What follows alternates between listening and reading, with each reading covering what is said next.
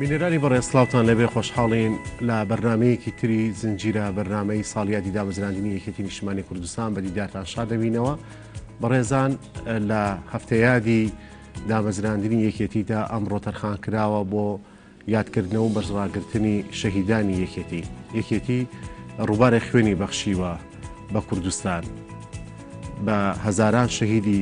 لەم ڕێگای ڕزگاری کوردستانە گیانیان بەخت کردووە. ئەمڕۆ ئێمە لەم بەرنمەیە یادێک لە شەهیدان و سەروەرانی نیشتمان دەکەینەوە.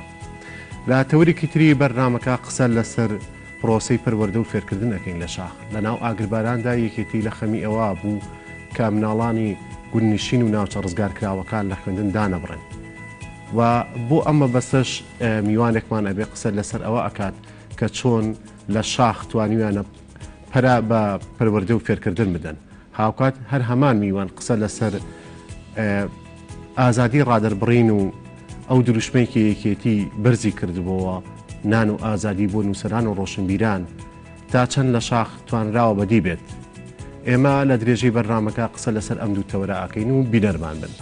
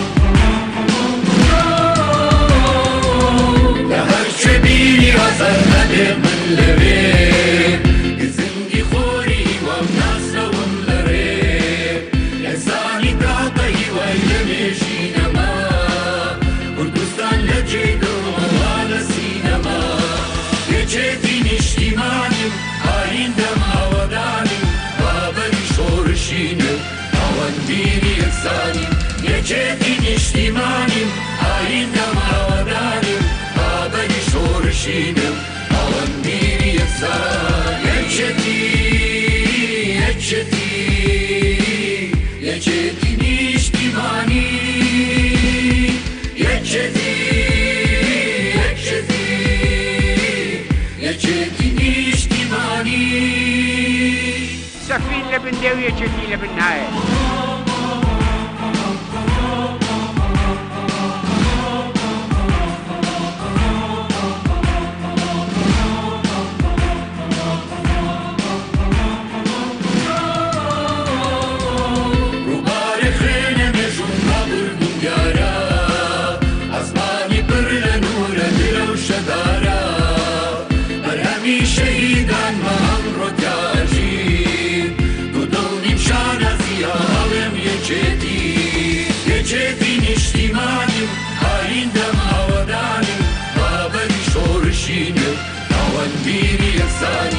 یەکێتی نیشتیمانیم ئایندەم ئاوەدانیم بابەری شۆڕشینم ئەوەندبیری یەکسان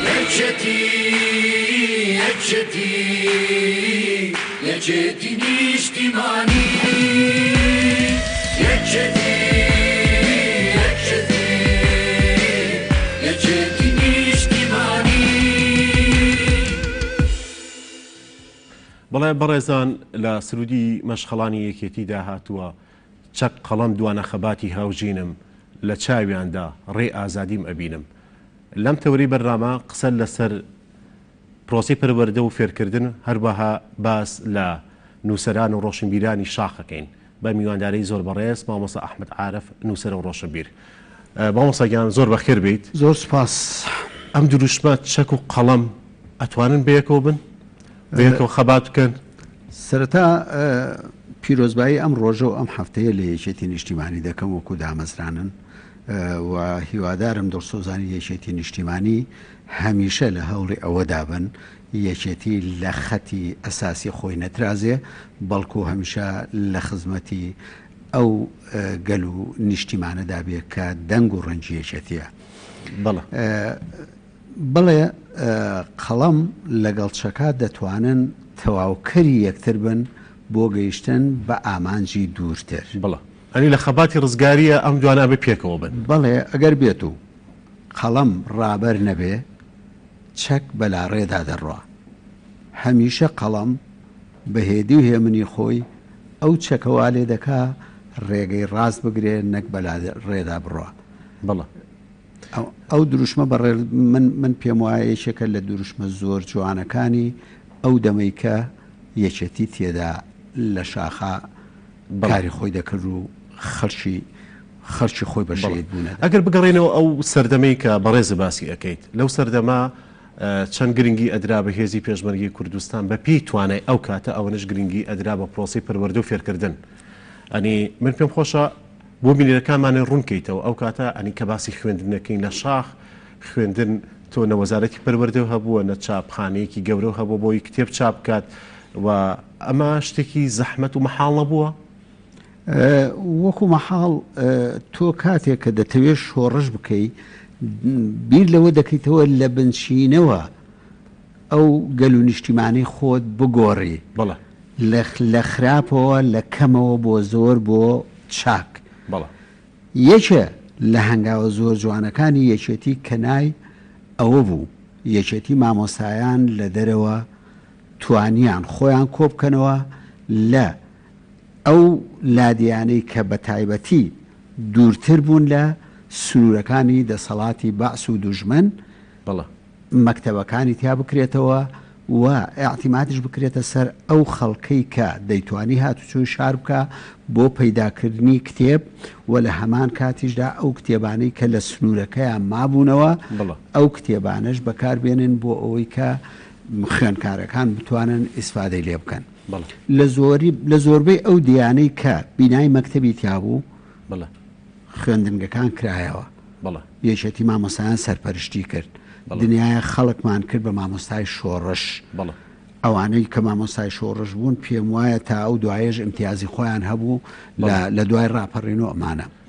ئەم مامۆستای شۆڕشانە پێشمەرگە بوون بە فعلی پێشمەرگەی قەڵەم بوون پێشمەرگەی ڕۆشنکردنەوەی فکری خەڵک بوو. و بەڕاستی یەکێتی مامۆستایان ئەو دەمە زۆر لە ئێستا ئەکتیڤانەتر لە سەنگەری پێشمەرگەوە ڕۆشنایی خوێندنی بۆ خەڵک فراهەم دەکات. مامۆستا لەسەر منهەجەکان قسە بکەین ئەو کاتێک کە باس ئەەکەین منهەج وەکووتمان چاپخانێکی وەنە گەورە نەبوو خۆی بۆ خۆی منهەج چاپ بکات و لیژنەیەک دروست کات. منهەجەکان چی بوون؟ هەر ئەوانەی لە شارەکانە ئەخوێنران و لێبێ بەشێکی لێلا ئەبرا بەزەبت ئەو منهەجانە بوو کە لە شارەکانە دەخوێنرا و لە ڕێگای خەڵکی خۆمانەوە لە ڕێگای ڕێخستنەکانەوە لە ڕێگای خەڵکە دوورسۆزەکەی کە ئیتوانی بگاتە شاخ منهەجە گەیشت و ئەو مەکتەبانەی کە منهەجی تیاما بۆ و داخرا بوو ئەوانە هەمووی بەکار هاتووە و سوودی لێوەرگیراوە بۆ ڕۆژی خۆی. بەڵێ جەنابە نمونەیەکی هەیە کە خۆ یەکێکی لەو کەسانەی کە یەکێک لە خوێندنگاکانە کردوتە من پێم خۆشە ئەمە بۆ مێژوو هەم بۆ بینەرەکانیشمان باس بکەیت ئەوە چۆن بووە؟ من لە کاتێکە لە ناوزەنگ پێشمەرگە بووم هاتمە خوارێ لە سەرگەڵ و بەرگەڵ و ماوەیەک ماینەوە لە سەرگەڵوە من دڵشاد ئەحمەد یەک دوو برادەری تر مەکتەبەکەی سەرگەڵومان ئاوەدان کردەوە لەوێ بۆ خۆمان دەرسمانەوتەوە. دواتر مامۆستای بۆ هات و یەکێتی مامۆستایان سەرپەرشتیانە کرد. من وای پێویست دەکرد بێمە بەری کەرکووک و لە مۆرخوادەی سەر و ماڵەکەم دابنێم و لەوێەوە کار و پیشەی پێشمەرگایەتی و نووسەریم ئەنجام بدەم. لەوێ سیرم کرد منهەج هەیە مەکتەبیش هەیە بەڵام دەوام نییە. مامۆستا نییە. یەکێتی مامۆستایان لەوە ناچوو دەستیان گەیشتی بێ پێی. من هەستام لەسەر مەسئولیەتی خۆم برایەکی خۆم و ژن برایەکی خۆم هێنا کە خەریجی ئاعدادیە بوون ئامادەیان تەواو کرد بوو شادەی خۆیان هەبوو هێنا من وتم ئەمە باشترە لەوەی کە هەر نەبێ ببنە هەنگاوی یەکەم بۆ دروستکردنی ئەو مەکتەبەی کە لە مۆرخوادەیە هەیە. دەرگای مەکتەبمان کردەوە مناڵانمان بان کرد ئەوانەی کە بەپێی مەرحەلەکانی خۆیان خوێنکار بوون دەستمان کرد بە دەرزوتنەوە من بۆ خۆم سەرپەرشتی مەکرد هەتا وەکو یەکێتی مامۆستایان هاتن و سەرپەرشتیان کرد و دەستیان کرد بە هاورنی مامۆستای دیکەش ئێستاش لە بیرمە لە بازارڕ زۆر جار یەک دوو تە لە بەشتمە بینی هی ئەو دەمانە ئاهاتن بە منیانەوە مامۆستام ودی ئەوەی چێن ئێمە ئەگەر بیرت بێت لە کاتی خۆی لە مەکتەبی مۆرخوادە یا لە مەکتەبی سەرگەڵ و دەرس پێوتوینێت یعنی بەردەوام بوونە لەوەی کە هین بێ تیان هەبوو بوو بە محامی ینی سەرکەوتن بەلەکان سەرکەوت احتیادی مەکتەب ئیدامەی بوو بۆ مەکتەبی ڕسمی ئەمە ڕەغمی ئەوەی لە کوردستاندا وەزارەت نەبوو ئیدارە نەبوو ئەوەی هەبوو جوهدی پێشمەرگانە بوو ماندووبوونی پێشمەرگانەی خۆمان بوو لە پێناوی دوانەکەوتنی خەڵکەکەمان پێشمەرگە نووسەر بوو پێشمەرگە هونەرمەند بوو پێشمەرگە شەڕی بەرگری ئەکرد پێشمەرگە مامۆستا بوو ینی پێشمەرگە لە هەموو بوارەکانی ژیانە خزمەتێ کرد ئەگەر شۆڕش بێ ئەبێ هەموو ئەو جومگانەی کە پێویستی بە جوڵە و بە گۆڕانکاری هەیە ئیشی بکە بە پێی توانەوە بە پێی ئەو سەردەمەی خۆی ئەو کاتە کرا ئێمە ئەوەی کرا ئەوەی ویستمان لە تواناماندا بوو لەو ناوشاخ و داخە لەو ژێر تۆپ و تەیارەدا کردمان وەکو نووسەر دنیاە بەرهەمی یەکێتی نووسەرانی کوردستان ئێستش لە ئەرشیفەکانە ماوە وەکو یەکێتی مامۆسایان بە سەدان خوێنکارمان هەیە ئێستا پێگەیون و مەرحەلەی خۆیان تەواو کردووە و جامیعیان تەواو کردووە وەکو هەر بابێ لەو بابانەی کە پێویستی کردووە بۆ هێن تەنانەت لە سەردەمی ئێمە ئەنجومەنی لادێکانش دروست بوو کە ئەنجومەنی لادێکان یەکێکە لە هەنگاوە جوانەکان بۆ ئەوەی گرفت و کێشەی لادێکان کەم کاتەوە کە پێشتر ئەمانە نەبووە ئەمانە بناغەن بۆ ئەوەی کە ئیشی لەسەر بکەیت و زیاتر گەشە بۆ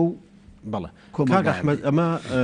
ڕەنگە بە سەرکردەی ڕۆشنبیر بکرێت بە سەرکردی ئێمە ئەبینین دەستی دامەزرێنەری یەکێتی هەر هەمویان دەرچووی زانکۆن و بەشێکیشیان دکتۆریان هەبووە و یەکێکی وەکو جەنابی مامجەلال یان کاکنەوت شیروان یان ئەو بەڕێزانێتر هەر هەموو ئەمانە هەم خۆیان و سەر بوون و هەم خۆیان خەڵکی ڕۆشن بیر و کەسانێکی بوون کە لەو بوارانە هەم خۆیان پێشتریش کاریان کردووە ئەمە تا چەند کاریگەری هەبوو بەسەر شۆڕشەکەەوە من پێم وایە خێزانێکی بچکۆلە خێزانێک لە دایک و باوکو 34 مناڵێک کە پێک دێت ئەگەر باوکەکە ئەکتیڤ نەبێ لە هەموو ڕووەکانی ژیانەوە ئەو باوکە ناتوانێت ئەو خێزانە بگەێنێتە ئامانجێکی جوان شۆڕش گەورەکراوەی ئەو خێزانەیە ئەگەر من پێم وایە لە 100 ئەگەر بەهاتایە و مامجەلال وجودی نەبوایە لەو شۆڕشەیە ئەو شۆڕە نەدەگەیشت بەو قۆناغە و ئەوەشی نەئەکرد کە ئێستا باسمان کرد بەزەبت یعنی من کە ئەڵێم ناگەیشتە قۆناغەکە معنای ئەوەیە پەچی ئەکەوت لە قۆناغەکە بەڵام مامجەلال پیاوێکی دیبلۆماسی ئەکتیڤ بوو پیاوێکی خوێنەوار بوو پیاوێ بوو ڕوحی دیموکراتیەت لە لای مامجەلال وجودی هەبوو ڕەنگە لای هەندێک لە سەرکردەکانی تر ڕەغمی خوێنەواریەکەشان ڕەغمی نووسەرێکەشان ڕوحی دیموکراتیەتیان تیانە بوو بەڵام مامجەلال ئەو ڕوحی دیموکراتیەتە وای لێکرد بوو کە بتوانێ گەشە بە واقعەکە بدا و بتوانێ ئەو بیر و بۆ چوونە جیاوازانەی کە جاروبار ئەهات و ئەڕۆی وەکو تەیارێک ئەمانەش ئیستیعاب بکات ینی هەموو ئەمانەی ئەتوانی بخاتەوە خزمەتی شۆڕشەکە و بخاتەوە خزمەتی بزوتنەوەی ڕزگاری خوازیگەری کورد کاک ئەحمەد من دواتر لەسەر بە قسە ئەکەین لە بەشێکی تری بەرنامەکە کە باسی نووسەران و ڕۆشنبیرانی شاخەکەین بەڵام هەر لەسەر بواری پەروەردە ئێمە ئەبینین ئەو کاتە سەرڕای ئەوەی بە بەردەوامی تۆپ و تیارە هەبوو لەسەر گوندەکان و هەمیشەش لە شەڕابوون کە ئەبینی تیارەکە ئەڕوات یەکسەر ئەوان دەسەکەنەوە بە خوێندن تۆ بارانەکە کۆتایی پێ دەسەکەنەوە بە خوێندن ئەم ڕۆحێتی ئەو کاتە ئێستا بەدیەکەی نەخێر خەڵکی ئێمە ئەو دەما ئومێد و ئامانج و هەدەفی هەبوو بەڵێ ئێستا زۆر بەداخەوە لە دوای ڕاپەڕین بەڵێ ئێمە ئامانج و هەدەفمان زۆر زەعیفە. با باسێکی پێش ڕاپەڕی ماوە بۆ بکە دواتر دوای ڕاپەڕین باسەکەی پێش ڕاپەڕین ئێمە بەڕاستی ئەو ڕوحیەتە جوانە لە ناو خەڵکەکە هەبوو بەڵێ جگەلەوەی کە پێشمەرگە کوڕی خەڵک بوو بەڵام ئەو ڕوحیەتە جوانە ئەو ئیلتیزامە جوانە لە ناو خەڵک هەبوو خەڵک ئامادە بوو لە بەیانیەوە تاوەکو ئێوارە بڕاتە کێڵگەکەی خۆی بڕاتە ناو باخەکەی خۆی خۆراکەکە بێنێت جوانترین نەوەکەی بۆ پێشمەرگە دابنێت کە ئێوارە میوانێ بوو ئەمە زۆر گەورەیە بەڵێ ئێمە لەو نوختەوە لەگەڵ خەڵکات تێکەڵ بووین بەڵێ لە کاتێکدا تۆپ و تەیارە هەبوو وەسائیلی تر هەبوو مەسەلەن کونەتەیارە هەبوو خەڵک بۆ ئەوەی خۆی لادات کەمترین زیانی بەرکەوێ لە هەموو لادەیەکە لە هەموو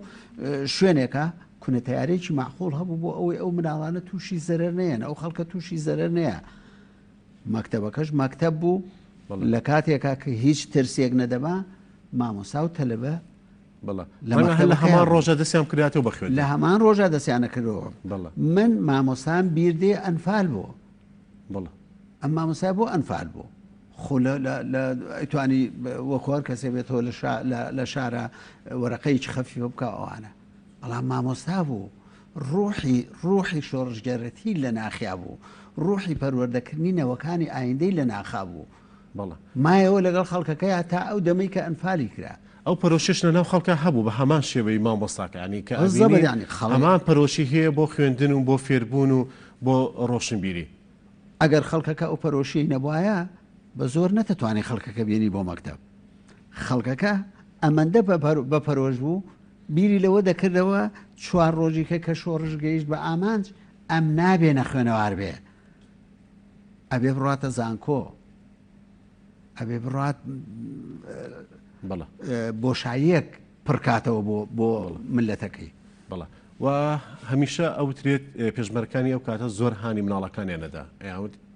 ئێمە پێویستمان بە ئێوە ئێمە ئەتوانین شۆڕشەکە بکەین ڕەنگە بتوانین حکومت بڕوخێنین بەڵام لە دوایە ئەوە ئێوەن ئەبن بەنەوەیەک ئەبێ ئەو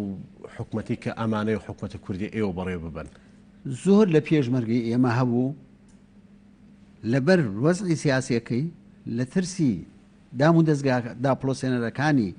بەعس لە نیوەچڵا لە ناوقەدی خوێندنە ناچار بوو بچێتە دەرێ ئەم پێشمەرگەیە حەسرەت بوو لە دڵیا کە خۆی نەیگەیشتوێتێ ئەو مناڵێ پێنەگەیەنێ و بگاتە ئەوێ ئەمە یەکێ لە دافعەکان بوو ئێمە سەدان خەریجمان هەبوو لە شاخە ئێمە بۆ خۆمان من ئەو کاتانە خەریج بووم کا حەمەکەری معارف خەریج بوو دنیای لەو برادرانەی کە ئیشی ڕۆشنبیریانە کرد خەریجی جامیع و ماستەر و ئەمانەیان هەبوو بەڵام زۆرێکیشمان هەبوو لەو پێشمەرگانەی کە ڕۆژگارەکە ڕێی نەدا بوو بتوانێت ئەو خوێندنە تەواوکە بۆیە هەمیشە لەو مناڵەیە خۆی دەبینێەوە بۆی ئەو مناڵە تەکمیلەی خۆی بکە ئەمە ڕوحەتێکی زۆر جوان بوو لە ناو خەڵکە بەڵام مامۆستا من پێم خۆشە لێرە باسی قسەیەکی دوێنی شوانی کەریم کابام بکەم بەداخەوە ئێستا زۆر جار هەر شتێکی بەڵام ئەمە عەقڵەتی شاخە بەڵام ئەم شاخ دوێنش باسی ئەوەمان کردن پێم خۆشە لەگەڵ جەنابیشتە هەمان مناقەشە بکەینەوە عەقڵەتی شاخێک کە بەو شێوە بڕێ و برابێت چی عیبێکی هەیە کە ئێستا زۆرجار وەکو تارنچە شەر بەکاریەهێنن ئەوانەی کە ئەم مستەڵەحە بەکاردێنن ئەم تەعنە لە هینەدەن کۆمەڵێک خەڵکن ڕەنگە ئەگەر بێت و زۆر بچیتە حاڵەتە دەرونیەکەیانەوە هەندێ سلبیاتی مەسئولینی کورد لە ڕاپەڕینەوە تا ئێستا وای کردبێ وا تەسەوەر بکە ئەوەی لە شاخ بووە عقلەتێکی زەعیف بووە یا عقلەتێکی سلبی بووە بەڵام وان نییە بەڕاستی تۆ لە شاخە هیچ نەبێ 5,000 پێشمەرگەت هەبووە هەر هیچ نەبێت باشە عزیزم ئەم 5,000 پێشمەرگەیە هەمووی لەو عقلە وشکە نییە لەو عقلە لادەرە نییە کە بەعزە کەسێ وای بیر لێکاتەوە کە عقلی شاخ بەو شێوەیە بۆ نەخێر لە شاخدا عقلی زۆر منطقی عقلی زۆر جوان هەبوو و ئەو عقلە منطقیە هاتوۆتەوە و لە شاریشا بە هەمان نەفەس و بە گەشتریش ئیش دەکا بڵێ ئەبێ ئەوەش ببینی نمونەی مامۆستا کە ئێستا لەگەڵمان میوانە یەکێکە لەو ئەقلانی کە لە شاخ بوو بۆ نووسەر بووە ڕۆشنبیر بووە من لە شاخ بوومە و نەڵێم مەدحی خۆمەکەم تەحەدا ئەەکەم لە شاخیش و لە شاریش یەکێ بتوانێ بڵێ ئەم عقلیەتت بڵێ بەم شێوەیە هێناوە بۆ هێنا تۆ نمونەی هەزاران کەسی تری کە وەکو بەڕێستان بوون لە شاخ لە من زۆر باشتریش هەبووە و کەواتە گرفتەکە لە چۆنەتی بەڕێوەبردننی وڵاتەکەیە نەک لە عقلێتی شاخەکە سیستەم سەقەتە لە وڵاتە بڵێ سیستەمە وا دەکات ئەمانەی کە سیستمەکە ئەژێڵێنن چاک و خراپەکەیان لەوێ دەرکەوێت ئەجینا من نیم وەکو تاک کە لە شاخەوە هات بێتم عقلێکی وشتی شاخەمە بێت بە پێچەوانەوە ئێمە برادرمان هەیە لە شاخەوە هاتووە ئێستا خاوەنی 170 عنوانی چاپکراوە کە لە هەموو شەرقی ئەوسەتا لە زۆر لە ئەوروپاشە ئەم 170 چاپکراوە لای یەک کەس دەست ناکەوێت بەتەنە شاخش گەورە بووە یعنی کابرایەک بۆ 10 ساڵی تەمەنی لە شاخ بووە بۆچی ئەمە پێ بەمەیا بنێن و بڵێن ئەمە عقلی شاخە بێگومان بەشێکی باشی ڕۆشنبیرەکانی ئەمڕۆی کوردیش ڕۆژانێک لە شاخ بوون چەنەها شاعیر چەنەها نووسەر چەنەها ڕووناکبیری ئەو نووسەرانەی کە هەڵوێستیان هەبوو ئەو نووسەرانەی کە قەڵەمیان جوان بووە زۆربیان ئەوانن کە لە شاخەوە هاتوونەتەوە و هەرێکی نزیکەی 10 ساڵێ لە شاخ بوونە 10 ساڵ ئەگەر تۆ ئیشی باش نەکەی و لە پێناوی بەرەو پێشچوونانە ڕۆی ئەو کاتە ڕەنگەکە ئینسانێکی وشکت لێ دەرچێت یا ئینسانێکی ئەوە لێ دەرچێت کە نەتوانی بڵێ ئەوەی کە باسمان کرد بەڕێوەبردنەکە ئێستا هەر لەسەر شێوازی پەروەردە و فێرکردنی کوردستان لە دوای ڕاپەڕین بەڵام بەداخۆ ئەبینین ئێستا بە کەمترین مەترسی خوێندن دواکەوێت خوێندکارە حەزی لە خوێندن نییە مامۆستایە گلەیی هەیە ئەنی کەواتە ئێمە کێشەکەمان لە شێوازی بەڕێوەبردنەکە هەیە بزەبەت ئێمە نەمانتوانیوە لە 91 بەدواوە کە خاوەنی پەروەردە و وەزارەتی پەروەردە بووینە لە 92 بەدواوە ئێمە نەمانتوانیوە کار لەسەر پرۆسەی پەروەردە بکەین بە هیچ جۆرێ هەمیشە پرۆسەی پەروەردەمان شکست پێهێناوە پەروەردە ئەبێ بزەبت لە باخچەی مناڵانەوە دەست پێ بکە تاوەکو ئەگاتە زانکۆ لە زانکۆ ئەبێتە تعلیم ئەمە ئەگەر بێت و بە بۆچوونی تۆ ئەگەر یەکێتی نیشتمانی کوردستان خۆی تاکە حیزب وایە و ئەم وڵاتی بڕێ ببردە ئەیتوانی وەکو شاخ پەرە بە خوێندن و بە پەروەردە بە ئەو فکری کە هەیبوو بۆ بەڕێوەبردن لە شاخ لە شاریش بیتوانێت جێبەجێکە ئەگەر خۆی بەتەنها وایە ئەگەر بە هەمان نەفەسەوە بە هەمان نەفەسەوە بە هەمان تموحەوە بەهاتایەتەوە شار بڵێ دەیتوانی و بە ئاسانیش دەکرێت بەڵام زۆر بەداخەوە نەیکرد لەبەر کۆمەڵێ ململانەی خۆی و دەرەوە لایەنەکانی تر مامۆستا لەگەڵ بەڕێستان بەردەوامە بین لە بەشی دومی بەرنامەکە قسە لەسەر ئازادی نووسین و ڕۆشنبیر و ڕووناکبیرانی شاخەکەین بەڵام ئێستاش ئەچینە لای هاوکارمان هەریاد لە شاری هەولێر هەریاد ئەم کاتە و باش هەواڵ و زانیاریەکان لای تۆ چین سڵاوتان لێبێت هەڵبەتە لە چارچوەی هەفتە یادی ساڵیادەی 45 ساڵی دامەزراندنی یەکێتی نیشتیمانی کوردستان بە پێی ئەو کارنامەی کە یەکێتی کاری لەسەر کردو بە جیاواز لە یادکردنەوەی ساڵانی ڕابردوو ئەم جاریان لەم هەفتەیەدا هەر ڕۆژێ و بۆ توێژ و چینێک و بۆ بابەتێکی دیاری کردووە ئەمڕۆ لەم هەفتە یادی یەکێتیدا بە ڕۆژی شەهید ناسراوە ئێمە لە خانوەکانی شەهیدانەوە لە ناو ڕۆحی شەهیدانەوە لەگەڵتانین دیارە یەکێتی نیشتیمانی کوردستان خزمەتێکی بێوچانی کردووە بە کەسوکاری شەهیدان و هەمیشە شەهیدانی بە پێشڕە و سەرمەشقی حزبەکەی دانا و بۆیە میشە ناویندراوە یەکێتی واتە حزبی شەهیدان من بۆ قسەکردن زیاتر وە دەمەوێ بەڕێز مامۆستا ڕێباز کوڕی شەهید مامۆستا زانا وەربگرم کە لە ڕۆژێکی ئەووادا و کوڕە شەهیدیشە ئەمەوێ پێی بڵێم مامۆستا پەیامی تۆک و کوڕە شەهید بۆ ئەمڕۆ چییە؟ سەرەتا بە خێراتنی تەلەڤیزیۆنی گەلی کوردستان دەکەم و بەیانی باش لە بەرنامەی بەیانی باش سەرجەم کوردستانیان دەکەم. جێگای خۆشحاڵیە کە دەبینین ئەوڕۆ یەکێتی نیشتمانی کوردستان سەرجەم کار و چالاکیەکانی لەو ڕۆژەدا بە بۆنەی تێپەڕاندنی 45 ساڵەی تەمەنی تەرخان کردووە بە کار و چالاکی شەهیدان. دیارە حیزبی یەکێتی لە ماوەی 45 ساڵی ڕابردوویدا لە پێناوی نەتەوە و لە پێناوی بەدەستێنانی مافی چارەی خۆنووسین و دەستکەوتەکانی گەلی کورد 18,000 شەهید زیاتریدایە. لەو پێناوەدا خەڵکێکی زۆر خۆی کردوتە قوربانی لەو پێناوەدا خەڵکێکی زۆر خۆی کردوتە قوربانی بۆیە جێگای خۆشحاڵیە هەموو کاتێکە وەکو ناسراوە بە حیزبی شەهیدان جێگای خۆشحاڵیەکە ئێمە لەو ڕۆژەدا کار و چالاکیەکانتان ئێوە تەرخان کردووە بۆ کەسوکاری شەهیدان. ئێمە لێرەدا لە گەڕەکی شەهیدان لە شەهیدانی یەکێتی لە شاری هەولێر دیارە پێکاتوە لە 800 ماڵ 400 شوقە و 400 خانی دیارەوەش یەکێکە لەو خزمەتگوزاریانەی کە حیزبی یەکێتی نیشتمانی کوردستان پێشکەشی کردووە بە کەسوکاری شەهیدان. بەڵام هەر ئەوەندەش بەز نییە دیارە هەمە هەندێک گرفت و کەموکوڕیمان هەیە ئەوانیش نەبوونی خوێندنگایە و نەبوونی بنکەی تەندروستی هەیتی بەڵام بنکە تەندروستیەکە بەو شێوەیە نییە. هیوادارین لە تیمی حکوومەت کە تیمی یەکێتی لە ناو حکوومەت ئەو گرفتانەمان بۆ چارەسەر بکاتن و لەگەڵ نەخشەدانانی ئەو گەڕەکە هەندێک شوێنی شەیە سەوزاییە بەڵام سەوزاییەکانیش هەتا ئێستا نەبووە شوێنێکی باخچەیەک نییە شوێنێک نییە بۆی منداڵان یاری و گەمەی تێدا بکەن. چییە دەربارەی ئەوەی کایەکێتی هەمیشە شانازی بە ڕۆڵی شەهیدبوونەوەی شەهیدانەکان خزمەتدانەکان دوا پەیامان ئەوەیە مادام یەکێتی نیشتمانی شانازی بە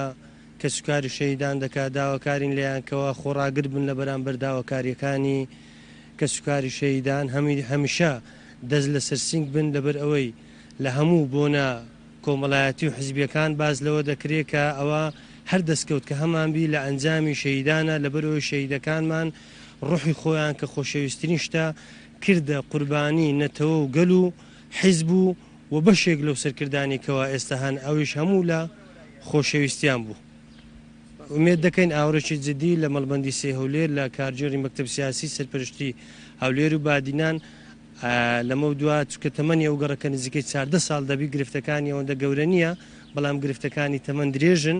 مێت دەکەین ئەو گرفتانەمان و چارەسەر بکەن سوپاسیان دەکەین. دووبارەیەوەش بەخێر بێن. سپاس بۆ مامۆستا ڕێباز کە کوڕیەشێک لە شەهیدە قارەمانەکانە پەیامی ئەو بوو کە یەکێتی کە پێدەنێتە ساڵیادێکی تر دەیەوێت خزمەتی زیاتر و زۆرتر بە کەسوکاری شەهیدان بکە کە بە حزبی شەهیدان ناسرەوە ئەو یەکێتیەی کە مام دایمەزراندووە. زۆ سپاس بۆ تۆ بۆ میوانەکە و بەڵێ بەڕێزان لە بەشێکی تری بەرنامەکەمان لەگەڵ مامۆستا ئەحمەد عارف قسە لەسەر ئازادی ڕاداربڕین ئەکەین لە شاخ. ئەو دروشمەی جەنابی مام ئەیوت نان و ئازادی بۆ ڕۆشنبیران و هونەرمەندان و نووسەران تا چەند لە شاخ جێبەجێ کراوە لەم بەشەی تری بەرنامەکە قسە لەسەر ئەم بابەتە ئەکەین. مامۆستا نان و ئازادی هەبوو بۆ نووسەران و ڕۆشنبیران؟ بەڵێ من ئەتوانم بڵێم جوانترین دروشمێک بۆ ئەو دەمە و بۆ شاخ دەبوو بەڕاستی من بابەتێکشم لەسەر ئەمە نووسیەوە کاتی خۆی لە فەیسبووکەکەمە دەبوو ئەم دروشمەی مامجەلال لە پێش هەموو ئەو دروشمانەوە بێت کە قسەی ئاعتیادیە و لە هینەکانە نووسراوە لە بەرزە پردەکان و لەمانەیان نووسراوە دەبواە ئەمە بنووسرابایەتەوە نان و ئازادی بۆ نووسەران داهێنانش لەوان. مامجەلال هەموو کاتێ ئەمەی دووبارە ئەکردەوە ئەوی لەسەر ئێمە وەکو شۆڕش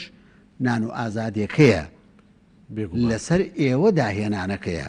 داهێنان هی ئێوەیە ئێمە چ عیلاقەمان پێوە نییە. تەنانەت ئێمە هەندێ حاڵەت هەبووە هەندێ حاڵەت ڕووداوە بۆ نمونە چیرۆکی سەگوەر بەڵێ کاتێکە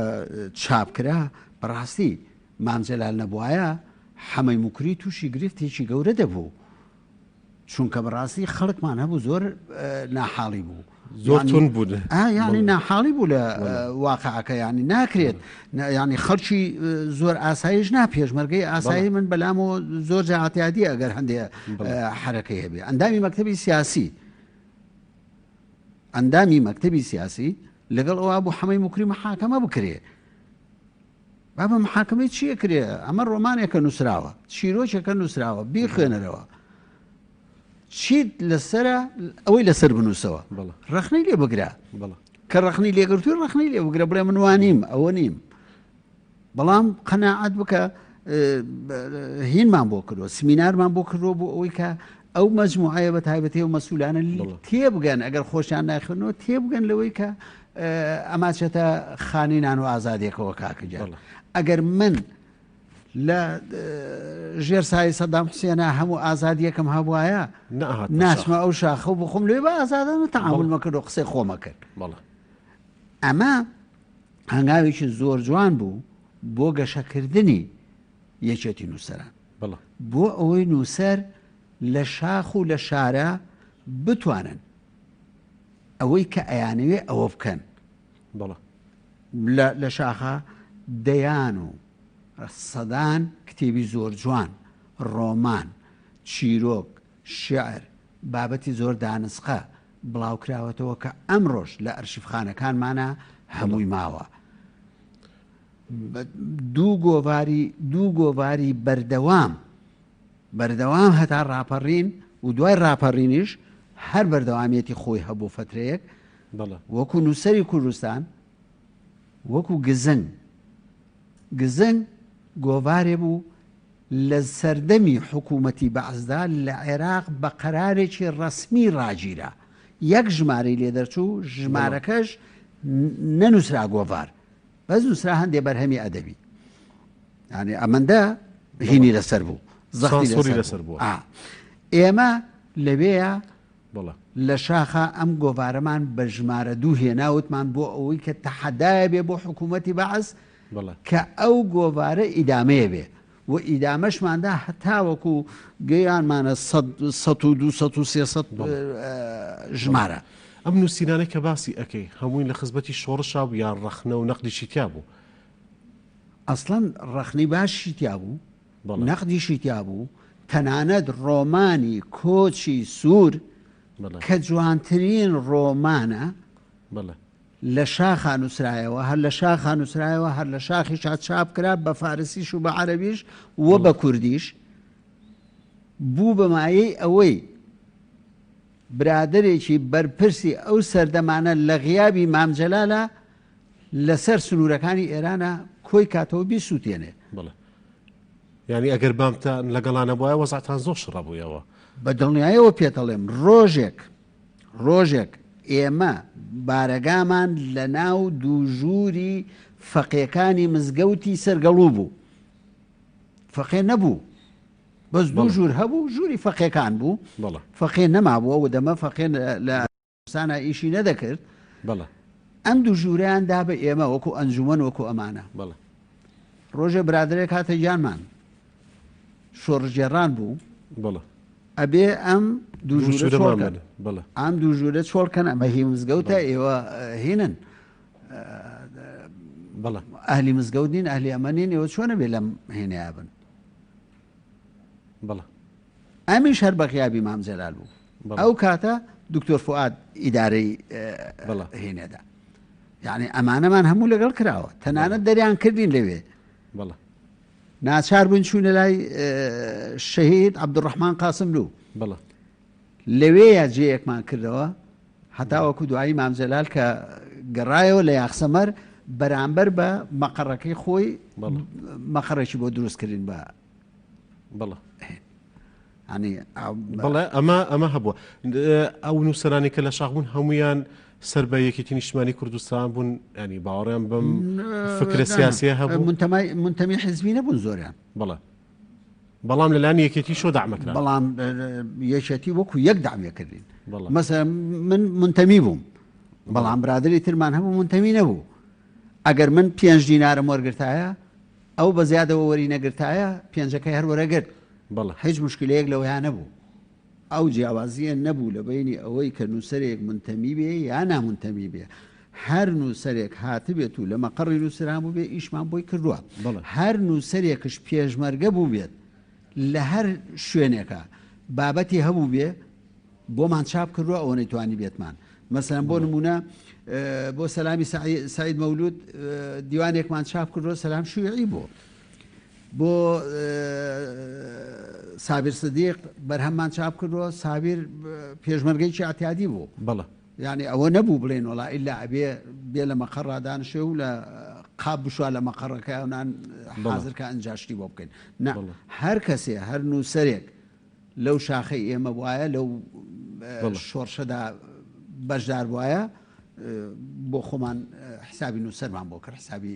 ئەومان بۆ ناکرد کە سەر بەچێ و سەر بەچێ نیە مامۆستا ئەم بابەتە زۆر هەڵەگرێت حەزمەکرد زیاتر گفتوگۆ بکەین بەڵام کاتی بەرنامەکەمان هەر ئەوە نەبوو ئەگەر بەڕێستان دواپەیامتان هەبێت لە میادە ئومێد دەکەم سەرکردایەتی تازەی یەکێتی بە عەقڵێکی زۆر سەردەمیانە و کراوەی ئێستا کار بکات لە پێناوی گورزکردنەوە و ڕێخستنەوەی یەکێتی نیشتیمانیدا بەدەر لە جاسوسیەت و بەدەر لە ئەوەی کە تەقریر و تەقریرکاری و کادرەکانی خۆی پێ بشێوێنێ ئەمان ئەڵێ ئێمە خوێنکاری نوێی مام جەلالین ئەنی ئەبێ هەمان ڕێبازەکەی مام هەم بۆ ئازادی هەم بۆ نان هەم بۆ بەرەو پێشبردننی پرۆسی پەروەردە و فێرکردن ئەو شتانی کە باسمان کرد لە کوردستانە بگرنە بەر ئەبێ دووشت لە ئەستۆ بگرن یەک خۆیان وەکو خوێنکار دوو ڕوحی مام جەلال ئەجینا ئەوە هەرچەنە ڕەنگە مەجال نەما بێ ڕۆژێکیان کاک مەسعودم بینی لەسەر مەسەلەی شەڕی ناوخۆ دوو کەلیمەم پێوت وتم تۆ و مام جەلال لەو سەردەمەیە پێکەوە و باڵەکەتان لە ئەستۆ گرت ئێستا وەزع زۆر خراپە تۆ ماوی مام جەلال چۆتە بەر ڕەحمەتی خوا هەموو ئوباڵەکە ئەکەوێتە سەر ئەستۆی تۆ ئێستا ئەم قسە بۆ سەرکردایەتی نوێی یەکێتیش ڕاستە ئەمە بۆ سەرکردایەتی نوێی یەکێتی ڕاستە و ئومێد دەکەم سەرکردایەتی نوێی یەکێتی بەڕاستی جددی و حەدی بێ یعنی ئەم هەموو باڵباڵێنە تااقەتمان چوو ئەم هەموو تاکەتولە بەڕاستی لێ بێزە چاوەڕوانەکە ئینشەڵڵا بەو ئومێدەین کە نە باڵباڵێن بمێنێ هەمومان چاوەڕوانی ئەم سەرکردایەتی نوێین کە کار بکات بۆ کۆمەڵانی خەڵکی کوردستان و بە هەمان درێژە پێتری ڕێبازەکەی جەناویمان بن زۆر سپاس مامۆستاگەن کە لەگەڵمانە بوویت بەڵێ بەڕێزان ئێستاش ئەچینە لای هاوکارمان کاروان لە هەرمۆتی شاری کۆیە لەگەڵمانە بێت قسە لەسەر پێکەوە ژیانی ئاینەکان ئەکا لە سایی یەکێتی نیشتیمانی کوردستان کاروان ئەم کاتە و باش پێم خۆشە خۆت و میوانەکە و درێژە بە گفتوگۆکان بن بەڵێ سڵاو لێوە سڵاو لە بینەرانی گەلی کوردستان ئێمە وەک خۆت ئاماژت پێکرد لە گوندی هەرمۆتەین سەر بە قەزای کۆیە هەڵبەتام گوندەکە جەنابی مام جەلال با کچە تاقانەکەی ناوی بردووە هەمیشە سەردانی برا مەسیحیەکانی کردووە لەم شارەیە و ئێمە لێو ئێستا کەنیسەی ماری یوسفین من بۆ زانیاری زیاتر لەسەر ئەم بابەتە نامێ خۆم کاتەکە بەڕێکەم دەمەوێت لەگەڵ میوانەکەم گفتوگۆی زیاتر بکەم لەسەر ئەم بابەتە مامۆستا ڕیاز عەزیز پەترۆسم لەگەڵا ئەنجومەنی گوندی هەرمۆتە مامۆستا ئەگەر بێت ئێرەوە زۆر سپاس بۆم دەرفەتێک کە بەیەمەت بەخشی زۆر سپاس ئەم کاتتان باش مامۆستا دەمانوێت باز لە یادی دامەزراندنی یەکێتی لەم یادەیە ئایا یەکێتی تا چەند مافی پێکاتەکانی پاراستووە لە کوردستان و بەتایبەتتر لە شاری کۆیە ئێمە وەک مەسیحیەکانی گوندی هەرمۆتە و کۆیە یادی 45 ساڵەی دامەزرانی یەکێتی نیشتیمانی کوردستان بەرز دەنرخێن لێرەوە دەڵێم سلااو لە لایەنگرانی یەکێتی سلااو و ڕێزم بۆ کەس و کاری شەیدان و ئەمفالکراوان سلااو و ڕێزم بۆ پێشمەرگە دێرینەکان سلااو و ڕێزم بۆ هەمووان باش مامۆستا ئەگەر بینە سەر ئەو تەوەرێک کە ئێمە دەمانوێت باسیکەین جەنابی مام جەلال تا چەند بەتەنگ مەسیحەکانی شاری هەرموتەوە بووە تا چەند لای لێکردنەوە تا چەند توانیوێتی لەگەڵ هەموو ئازارەکانی ئێوەیە بێت ئەگەر بکرێت لەسەر ئەم تەوەرە قسە بکەیت. بەڕێز مامزەلال ڕۆحی شاد بێت کە هاتە هەرمۆتەی مستەوسفەکەی کردەوە وتی من لێرە ئێوە کچی تاقانەی منن، من لێرە محامی ئێوەم لە هەر شوێنێ شتێکتان لێ ئاسێ بوو پێم بڵێن من بە هاوارتان دێم من محامی ئێوە. ئەوە باشترین ئەوەیە پرسەت ئەوە ئێلومە ینی بەڕاستی شانازی بۆ ئێمە. ئێوە لەگەڵ پێکاتەکانی تر یاخود لەگەڵ ئاینەکانی تر تا چەند پەیوەندیشی تونتۆڵتان هەیە و ئەمە دەگەڕێنەوە بۆچی؟ ئەوە پێشەچی دەگەڕێتەوە بۆ سەقافەتی شاری کۆیە. بەڕاستی ئێمە لەگەر برا ئیسلامەکان وەک براینە، خاستان ئەوانەی کە لەگەرمان دەژین وەکو ئێمەش قسان دەکەن، لە زمانی ئێمەش تێدەگەن. ئێمە بەنسبەت هەرمۆتە کوردەواریەکەشی زۆرە، پێشمەرگەمان هەبووە، شەهیدمان هەبووە لە هەموو ئەو کارە ساتنێک کە بەسەر کوردستاندا هاتووە گوندی هەرمۆتەش بێبەش نەبووە لەم کارە. دەماوێ باس لەوە بکەی ئایا لە ئێوە لەژێر چەتر و سای یەکێتیە تا چەند تواندراوە مافتان بپارێزرێ لە گوندی هەرمۆتە؟ یەکێتی بەڕاستی بۆ ئێمە شانازیە. یەکێتی دائیمەن هەموو کاتێ سەردانمان دەکە، هەموو کاتێ ڕێزمان لێ دەگرێ، لە هەموو بۆنە و یادەکاندا بەسەرمان دەکەنەوە، هیچ فەرق و جیاوازیەکمان ناکەن. یعنی ئێمە زیاتریشە وەختە بڵێم لاوانی تریش. باشە، ئەوە شانازیە بۆ ئێمە. کۆنگرە کرا، باشە، کۆنگرێکی سەرکەوتوو هاوسەرۆکانی یەکێتی هەڵبژێردران. ئێوە چ ئومێدێکتان هەیە بە داهاتووی یەکێتی نیشتیمانی؟ ئێمە لێرە داوام لەوانەیە کە دەرچوین بەڕاستی یەکێتەکەی بینەوە، یەکێتەکەی جاران الحەمدوللا شکر ئێستا من ئومێدم پێیان هەیە بگەنە ئامانجە،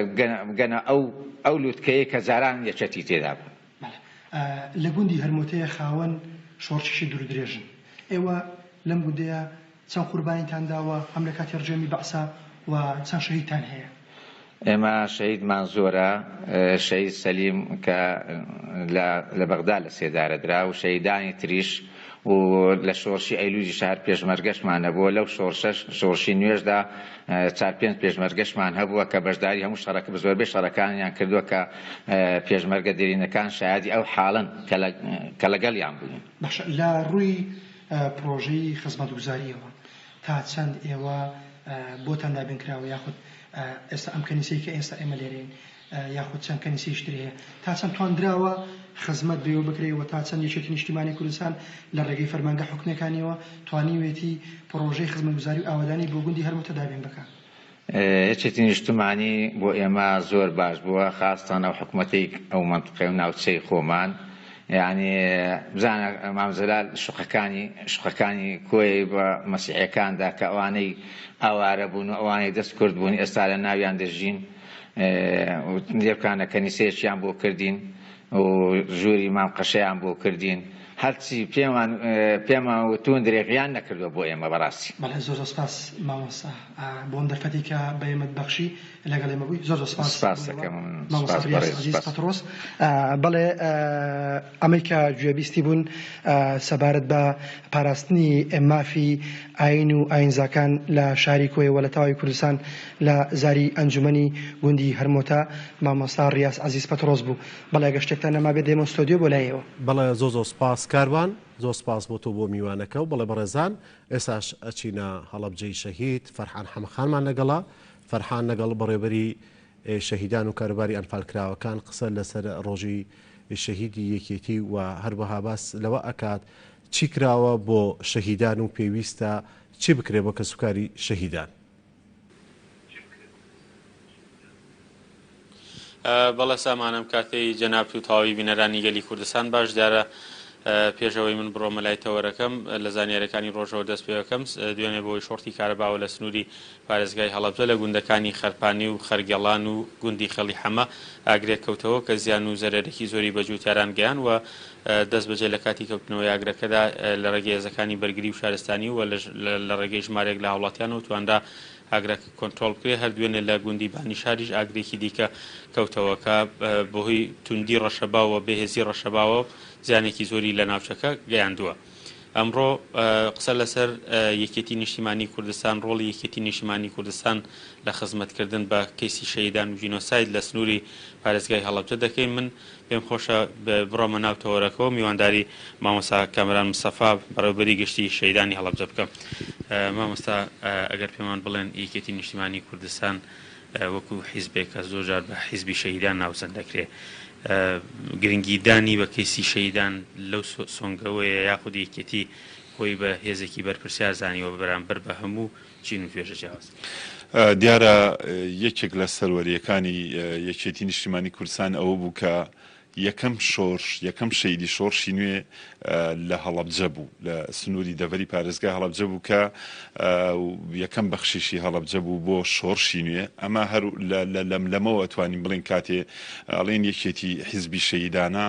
یەکەم شەیدی ئەم حیزبە خەڵکی دەڤەرەکەی ئەمێ خەڵکی پارێزگای هەڵەبجێ ئەوی شەید فاتیحە. دواتر ئەوەی کە لە مێژووی یەکێتی هەمومان شارەزاین حیزبێکە زۆرترین سەرکردە کاتە قوربانی شۆڕشەکەی و لە ئامانج بە ئامانجی بەدیهێنانی ئامانجەکانی گەلی کورد و سەرکەوتن یاخود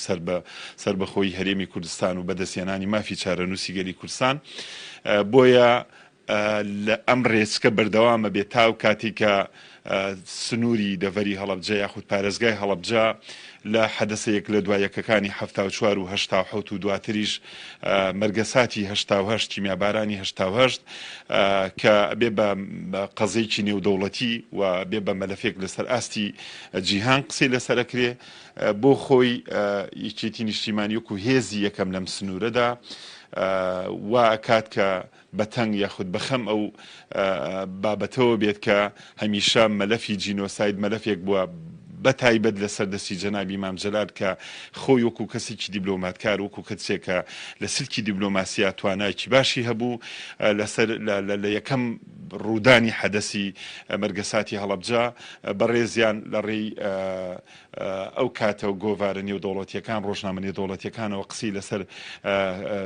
قەزی هەڵەبجە کرد و ناساندی لە محافلی نێودەوڵەتیا وای کرد سەرنجی زۆرترین لە ڕێکخراوە بیانیەکانی ئەو کاتە بەسەر بەلای قەزی هەڵەبجە. بەڵام بەداخەوە ئەو سەردەمە ئەو کاتە دیارە بەرژەوەندی زلهێزەکان لەگەڵەوە نەبوو زۆر ئەو قەزیە بجوڵێنێت و قسەی لەسەر بکرێت تا دوای ڕاپەڕینی بەهارینەوە یەک جارێکی کە هەم وەکو یەکێتی بڵێ. مامۆستا جەنابی مام جەلال دیارە لە هەڵەبجە مۆنومنتی هەڵەبجەی دروست کرد، دواتر مۆنومنتەکانی گەرمیان و مۆنومنتی دیکە دروستکران. خۆمان نەزانینە مۆنومنتانە ڕۆژانە وەفدێکی زۆری جیانی دێنێرەوە کاریگەریان بێگومان دەبێت لەسەر کەیسەکانی جینۆساید. گرنگی دروستکردنی مۆنومنتی هەڵەبجەوە بیرۆکەیەکی لەو جۆرە تا چەند گرنگ بوو بۆەوەی کە زیاتر کەیسەکانی هەڵەبجە کەیسەکانی کیمیاباران و جینۆساید بە دەرەوە بناستێت. ئەتوانم بڵێم زۆرترین سەردان یاخود یەکەم سەرکردەی دیار کە هاتە هەڵەبجە لە دوایەوە یەک جەنابی مام جەلال بوو. هەمیشە قەزی هەڵەبجە ئەو لەگەڵەوەی بە مەرگەساتێکی سەختی ناو ئەبەر، بەڵام ئەیوت یەکێکە لە دەستکەوتە گەورەکانی گەلەکەمان کە ئێمە لە ڕێی هەڵەبجەوە داکۆچی لەسەر جەم ئەو قەزیانە بکەین کە بەسەر گەلی کووردا هاتووە. یعنی چەکێکی بەهێز بوو بۆ کەسێکی دیبلۆماتکار و کەسێکی سیاسی لەسەر ئاستی نێودەوڵەتی جەنابی مام جەلال کە بتوانێت لە ڕێی هەڵەبجەوە مەزڵومێتی گەلی کورد بە جیهان بناسیێنێ. ئەم بیرۆکە گەڵاڵەبوونی بیرۆکەی تەڕەحکردن لەو سلکە دیبلۆماسیانە وای کرد جەنابیان لە بیرۆکەی دروستکردنی مۆنومنتی هەڵەبجە هەمومان نزانانی ئەو مۆنومنتە کۆمەڵێ بەش لە خۆی ئەگرێ کە هەر کەسێک داخڵە بێ دەتوانی لە دۆکۆمنتاری مێژووی و دواتر ڕۆیتە سەر مەرگەسات و دوایتر هەموو ئەو فیلمە دۆکۆمنتەرانی کە لە کاتی حەدەسی هەڵەبجە گیراوە و ئەکا زۆرترین سلکی دیبلۆماسی لە ماوەی چەند ساڵە لە وەزیری خارجی وڵاتان لە سەفیر لە قۆنسڵ لە ڕێکخراوە نێودەوڵەتیەکان و وڵاتانی دراوسیش کاتی ئێنە ناو مۆنومنتە بەدەر لەوەی کە کەیسی هەڵەبجە ئەو کاتە هەموو قەزەی کورد بە مەزلومیەتی قەزەی کورد لە ڕێی دروستکردنی ئەو وێنانی کە لە ناو مۆنومنتایە و هەموو ئەو دۆکۆمنتارانی کە کراوە لە مۆنومنتەکەەوە ئەکات بەدەر لە مەسلەی هەڵەبجە هەموو ئەو قەزیانی کە بەسەر کووردا هاتووە بە جۆرێ لە جۆرەکان بە زیندوێتی بمێنەوە و بە بەردەوامی حیبن خەڵکێکەیەت سەردانەکە بۆیە بیرۆکەی جەنابیان بەدەر لە دروستکردنی مۆنومنت سەردانی کە سوکاری شەیدان من پێم خۆشە کە سوکاری شەیدانی کیمیابارانیش خۆیان ئەو شاهیدە بن کە هەمیشە دەرگای ئەم جەنابی مام جەلال و هەم هێرۆخان وەکو لە ڕێی ئەو ڕێکخراوەی و دەوڵەتیانەی کە هەوڵی یاوە بێنە هەڵەبجە هاوکاری لێ قەوماون و بەرکەوتوانی چەکی کیمیاوی کە سوکاری شەیدان ئەوە ئەبێ ئەوان شایەتی ئەو حەقیقەتە بدەن. سپاس باش. بەڵێ سامان دیارە جگە لەو دەستکەوتانی کە مامۆستا کامەران باسی کرد یەکێتی نیشتمانی کوردستان چەوکات لە ڕێگەی حکوومەتی سلێمانی و دواتریش لە ڕێگەی پێگەنانی کابینەیەک لە دوایەکەکانەوە بەردەوام لە ڕێگەی وەزیرەکان و ئەو کەسانی کە نوێنەراتی یەکێتیان کردووە لە حکوومەت سەردانی هەڵەبجەیان کردووە و خزمەتیان بە هەڵەبجە کردووە. فەرحان زۆ سپاس بۆ تۆ بۆ میوانەکە و بەڵێ بەڕێزان لە هەڵەبجەوە دەگەڕێنەوە شاری سلێمانی ئێستاش هاوکارمان داسیارمان لەگەڵا داسیار ئەم کاتە و باش هەواڵ و زانیاریەکان لای تۆ چین؟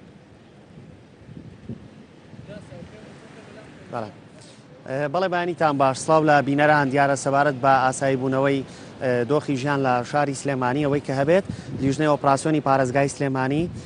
باسی لەوە کردووە کە ئەمڕۆ دۆخی ژیان لە شاری سلێمانی ئاسایی دەبێتەوە بەپێی بڕیارەکان لە سەعات 6 ئێوارەوە تەواوی ئەو شوێنانەی کە بەهۆی قەدەغەی هاتوچۆ لە شاری سلێمانی بەپێی بڕیارەکانی وەزارەتی ناوخۆی حکوومەتی هەرێمی کوردستان داخران لەمڕۆدا دەکرێتەوەی تێبینی دەکرێت کە ئێمە لە نێو بازاری شاری سلێمانین دۆخی ناو بازار تا ڕادێکی باش ئاسایی بۆتەوە و لایەنە پەیوەندیدارەکان ئامادەکاری دەکەن بۆی دووبارە جارێکی تر دۆخی ژیان هاوشێوەی پێشووتر و لە چارچۆی مەرج و ڕێنمایەکاندا بکرێتەوە. یعنی سامان بابەتێکی تر هەیە دیارێکی قوبات تاڵەبانی هەیە لە ڕێگەی عەمید ئاسۆ شێختەها بەڕێوبەری پۆلیسی سلێمانیەوە کە خۆی لە بەخشینی دەستکێش و ماسکدا دەبینێتەوە دەبەخشێت بە هاوڵاتیان لە پێناوەوەی کە بتوانن خۆپارێزی لەگەڵم دۆخەدا بکەن و ڕێنمایی پێویست دەدرێتەوە هاوڵاتیانەی کە وەکو کاسبکار لە شاری سلێمانی کاری خۆیان دەکەن. ئەمڕۆ هەڵمەتێک لەلایەن بەڕێوەبەرایەتی پۆلیسی سلێمانیەوە کە جێبەجێکردنی ئەو دیارەی قوبات تاڵەبانیە لەلایەن بەڕێوەبەرایەتی پۆلیسەوە جێبەجێکرا. تیمەکە وەک دەبینرێ لە سەرەتای جادەی مەولەویەوە دەستیان بۆ هەڵمەتە کردەوە تەواوی شوێنەکانی ناوبازاری شاری سلێمانی دەکەنەوە. من دەبێت بۆ وەرگرتنی زانیاری زیاتر لەسەر ئەم بابەتە بابزانم یعنی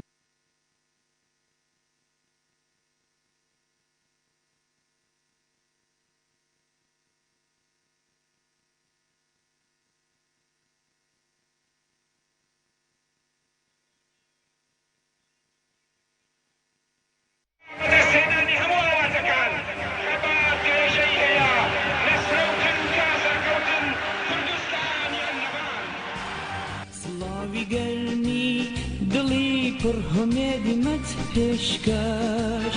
بڵنگی هەردی وڵات ئەی هەواڵی پێشمەرگە سڵاوی گەرمی دڵی پڕهمێدی مەت پێشکەش بڵنگی هەردی وڵات ئەی هەواڵی پێشمەرگە لە دەوری دەست و تفەنگت گەڕێن کە ڕۆژی خەبات لە ئاستی هەڵمەتی تیژێت چێ ناگرێ بەرگا لە دەوری دەست و تفەنگت گەڕێ کە ڕۆژی خەبات لە ئاستی هەڵمەتی تیژێت چێ ناگرێ بەرگا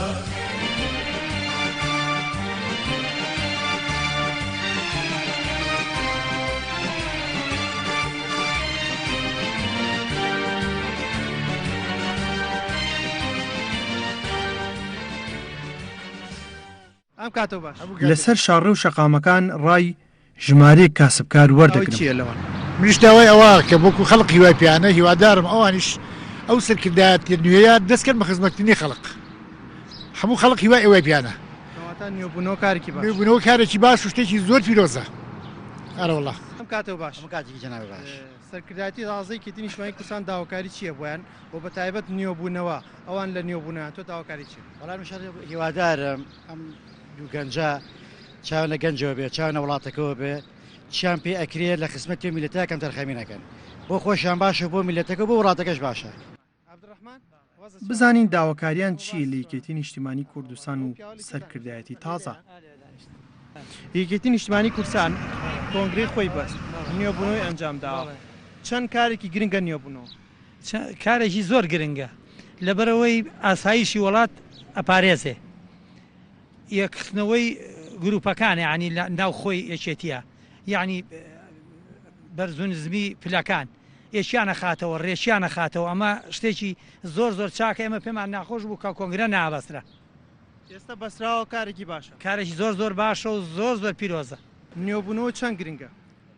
زۆر گرنگە بنوێبوونەوە بۆ خۆمان بۆ میلەتەکەمان بۆ حیزبەکە بۆ هەموو حیزبەکان نەک بۆ هەر بڵێن ئەمڕۆ کە ئێمە هەمومان لە ناو وڵاتێکە ئاژین پێڵەن کوردستان باشە ئەگەر هەموو یەک بن یەکگرتوو بن شتێکی باشە. داواکاری تۆ چێ لە سەرکردەکان یەکێتی نیشتیمانی کوردستان بە تایبەت هاوسۆرەکەکان وەڵاهی منەمەوێ یەک بن یەکگرتوو بن. نیۆبوونەوە لای کاسبکاران کارێکی زۆر باشە چونکە لەو ڕێگەیەوە خزمەتی زیاتر دێتە ئاراوە. وڵا داواکاریم لە سەرکردان یەکێتی بە تایبەتی ئەوەیە کە گۆڕانکاریەک لە خۆیان بکەن کە چاوێکیان لە میلەت بێ کە ئەو بەڵێنانەی داویانە بیبەنە سەر ئەمە داواکاری بەعام نەکی من هەیە هەموو هەوڵاتیانە چاویان لە موچە خۆران بێ چاویان لە بازار بێ چاوێن لەوە بێ کە خەڵک چۆن بژێوین ژیانی خۆی پێهاکات. کەواتە نیۆبوونەوە گرنگە نیۆبوونەوە زۆر گرنگە بەڵێ گرنگە بەڵێ. وەستا یەکێتی نیشتیمانی کوردستان هەمیشە لە ناو خەڵکە و بۆ خەڵکە. ئێوە باشن یەکی ئێرە مقابلێکی بکەی بێ زەحمەت قسەی تۆ چییە و داواکاری تۆ چێلەوە بەخێرەتنی کەناڵەکرانەکەم ئێمە هیوادارین کەوا سەرکردایەتی تازە بەدڵی جەماوەر و بەدڵی خەڵک بێت ئیشەڵا ئیشکەن بۆ ئەم جەماوەری کوردستان و ئیشەڵا سەرکەوتوو کەواتە نیۆبوونەوە گرنگە بەڵێ نیۆبوونەوە گرنگە و شتێکی چاک. هەوڵی بەردەوامی یەکێتی نیشتیمانی کوردستان و سەرکردایەتی تازە دروشمی نیۆبوونیان بۆ بەرژەوەندی گشتی هەڵگرتووە و دەیانەوێت خزمەتی زیاتر بکەن. ئەحمەد ئیسماعیل گەلی کوردستان سلێمانی. بەڵێ بەڕێزان لە هەفتەیادی دامەزراندنی یەکێتی نیشتیمانی کوردستان وەکو پێشتر ئاماژەمان پێدا ئەمڕۆ تەرخان کراوە بۆ بەرزڕاگرتنی یادی شەهیدان و سەروەرانی نیشتیمان. یەکێتی نیشتیمانی کوردستان خاوەنی ڕووبارێک خوێنە کە بەخشیوێتی بەم نیشتیمانە شەهیدەکانی یەکێتی سەرکردەکانی یەکێتی بە خوێنی خۆیان ئەم ڕۆژیان بەدیهێناوە بۆیە لە هەموو کات زیاتر پێویستە خزمەتی کەسوکاری شەهیدان بکرێت خزمەتی نەوەکانی شەهیدان بکرێت. یەکێتی نیشتیمانی کوردستان کە سەرکردایەتەیەکی نوێ ئامادە کردووە بۆ ئەوەی پلانی نوێی هەبێت بۆ هەموو کایەکانی ژیان بێگومان بە هەمان شێوەش ئەوێت بە شێوازێکی نوێ خزمەتی کەسوکاری شەهیدان بکات. لەسەر ئەم تەوەرە میوانێکمان ئەبێت و دواتر قسە ئەکەین. ئێستاش ئەگەڕێنەوە لای هاوکارمان داسیار محەممەد لە شاری سلێمانی. داسیار ئەم کاتە باش پێم خۆشە هەواڵ و زانیاریەکان ئەوانەی کە لە لای تۆ هەن پێش ئەوەی بەداخەوە بەهۆی هەڵەیەکی تەکنیکیەوە پەخشەکەمان بچڕا لەگەڵ بەڕێستان ئێستا ئەگەر ئەتوانن درێژە بە زانیاریەکان بن. بەڵە جارێک سەر سڵاوتان لەبێ هەروکو لە پێشووترا باسمان لێوە کردن بۆ هەڵمەتێکی دابشکردنی ماسک و دەستکێشێ لەلایەن بەڕێوەبەرایەتی پۆلیسی سلێمانیەوە کە دیاری خوبا تاڵەبانی جێگری سەرۆکی حکوومەتی هەرێمی کوردستانە پەیامە سەرۆکیەکە ئەوەی کە هاوڵاتیان لە شاری سلێمانی یاخود لە هەرێمی کوردستان لە پاڵ با بڵین کار و کەسابەت و بژێوی خۆیان بتوانن لایەنە تەندروستیەکە جێبەجێ بکەن کە ئەوەش داوایەکی سەرۆکایەتی یەکێتی نیشتیمانی کوردستان بوو دوێنێ لە ڕێگەی جێگیری سەرۆکی حکوومەتی هەرێمی کوردستانەوە قوبا تاڵەبانی گەێنرایە سەرۆکایەتی حکوومەتی هەرێمی کوردستان من دەمێت یعنی لە ئێستادا لەسەر دابشکردنی ماسک و دەمامک بەڕێز عەمیداس و شێخ تاها بەڕێوەبەری پۆلیسی سلێمانی کە مەیدانی سەرپەرشتی و هەڵمەتە دەکات زانیاری دێوەربوون کاگات سوسڵاوتان لەبێ و کاتتان باش ئەمان جێوە لە هەڵمەتە خۆی لە چیا بینێتەوە. زۆر سپاس. من دوێنێ کە تەلەفۆنیان بۆ کردم وتیان لە بازار کاسبکاران کۆبێتەوە پێش هەموو کەس پێش هەموو لایەنێک ئێمە سەعات دەی بەیانی هاتنە ئێرە لە ناویانە بۆم قسەم بۆ کردن و ڕێنمایی تەندروستیمان پێوتن و ئەوان زۆر بەباشی هاوکاری ئێمە بوون و هەر لەو کاتا هەردوو بەڕێزان جەنابی کاقوبات تاڵەبانی تەلەفۆنی بۆ کردم کە ئامۆژگاری کردین ئەبێ لەگەڵ کاسبکاران و لەگەڵ هاوڵاتیانە زۆر باش تەعامولکەین و ڕێنمایی هێز ئەمنیەکان بکەین بە هیچ شێوەیەک دەست نەبن بۆ چەک و تەقە نەکەن و هەر دوای ئەوش بەڕێز کاکشەغلاور تەلەفۆنی بۆ کردم عینی ڕێنمایی کردین کە ئەبێ کارێ بکەن دڵی هاوڵاتیان عاجز نەکەن و پشتیوانی هاوڵاتیان بکەن و لەگەڵیشان ڕێنمایی تەندروستی جێبەجێکەن و پیان بڵێن دوایەوە جەنابی کاقوبات 10,000 دەستکێش و 10,000 دەمامکی بۆ ناردین کە بەسەر کاسبکارانە تەوزیعیکەین و ئێمە ئەمڕۆ پێماوتون ئەو شوێنانەی کە پێشتر ڕێنمایی ڕێیداوە کە لیژنەی باڵا ڕێی پێداون بکرێنەوە کراونەتەوە ئەو شوێنانە ئێمە ژاتون دەستکێش و دەمامکیان بەسەرا دابەشەکەین و ڕێنمایەکانیشان پێڵێن بەڵکاتە ڕێنمایەکانی لیژنەی باڵای ئۆپراسیۆنی پارێزگای سلێمانی کە بریتە لەکردنەوەی شوێنەکان هاوشێوەی پێش ژژن ینی ئەمڕۆ وای لێتەوە جارێکی تر دۆخی ناوبازاری شاری سلێمانی ئاسایی بێتەوە ئێمە قەدەقی هاتوو چۆن نشکاوە بەڵام ڕێنمایی تەندروستی هەیە هەندێک شوێن هەیە پێویستی خەڵکە ینی زەرورە بکرێتەوە پێشتر لیژنەی باڵا بڕیاری لێداوە کە ئەو شوێنانە بکرێتەوە ئەو شوێنانەیە بەڵام ئێمە بەسەریانەکەینەوە ڕێنمایەکەین و ئەو دەستکێشانش کەوتم دابشەکەین و ڕێنمایی ئەو دوو بە ڕێزش بۆ ئێمە ئەوانەی هەر بە خەڵکەڵین چونکە ئەوان بە ئامانەتەوە پیاوتون و ئەمە ڕیکلام نییە بۆ هیچ نەبۆ کاقوبات نەبۆ کاگلاور ئەوە تا لە مۆبایلەکەما خۆتان سەیریکەن کە بە نامەی سەوتی هەردووکان بۆ منیان نردووە ئەینی ئەوەم پێڵن کە ڕێنمایی خەڵکەین و پشتیوانی خەڵک بین و کارێک بکەین دڵی خەڵک عاجز نەکەین هێزەکانمان ئاماژگاریکەین بە هیچ شێوەیەک تونوتیژی بەرامبەر بە هاوڵاتیان نەکەن مەفرەزەکان ئەمێنە لە شاری سلێمانیا مەفرەزە هەیە دایم هەیە و ئێمە شەو ڕۆژ پۆلیس لە خزمەتی هاوڵاتیانێ و لە هەموو شوێنێکە هەیە پۆلیس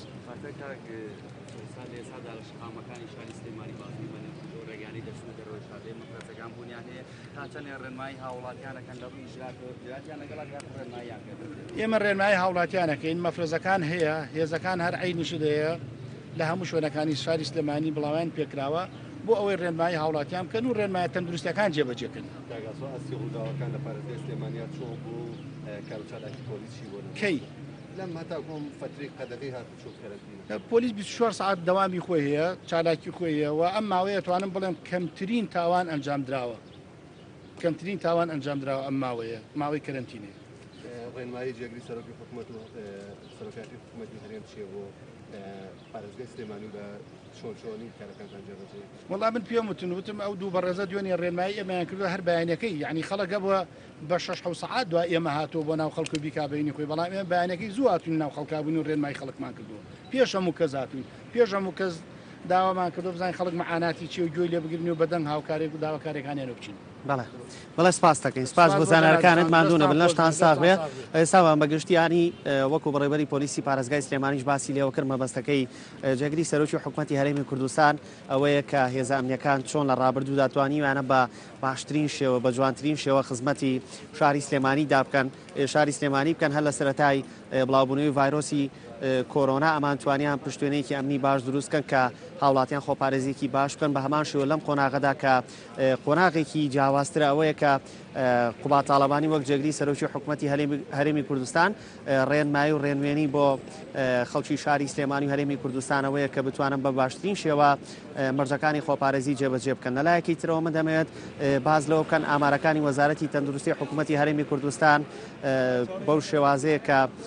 تا دێت ژمارەی توشبووان لە هەرێمی کوردستان لە ڕووی ڤایرۆسی کۆرۆناوە ڕوو لە زیادبوون دەکا ئەمەش وا پێویست دەکا کە خەڵکی خۆپارێزیەکی باشتر بکە لەبارەی هەواڵێکی تری وەزارەتی ناوخۆ و حکوومەتی هەرێمی کوردستانەوە دوێنێ هەواڵێک بڵاو کرایەوە کە گوایە لە هەتایەکی حوتی ئەم مانگە پشووی ڕسمی دەبێت بەڵام ئەم هەواڵە ڕەت کرایەوە باز لەوە کرا کە ڕێنمایەکان و بڕیارەکانی پێشووتر چۆنی بووە بە هەمان شێوە ئەم بڕیارانە جێبەجێ کرێت کە پشووی فەرمانگەکانی حکوومەتی هەرێمی کوردستان هەتا 6 مانگ دەبێت واتە حوتی مانگ داوامی ڕسمی دەبێت لەبارەی ناو شاری سلێمانیەوە من دەمەوێت بە ئێوە بە بینەران ڕابگەێنم کە تەواوی بربەستەکان یاخو زۆرینیان لابراون کە لە کاتی بڕیاری قەدەغەی هاتوچۆ کە 72 سەعاتی گرتەوە وەک بڕیار بوو بربەستێکی زۆر دانرا بەڵام و بربەستانە لە پێناو ئاسانکاری بۆ هاوڵاتیان لە شاری سلێمانی زۆرینەی لابراون و خەڵک هاوشێوەی پێشووتر دەتوانێت سەردانی بازاڕەکان یاخودە و شوێنانە بکات کە مەبەستێتی لەناو شاری سلێمانی ژەوەی کە هەبێت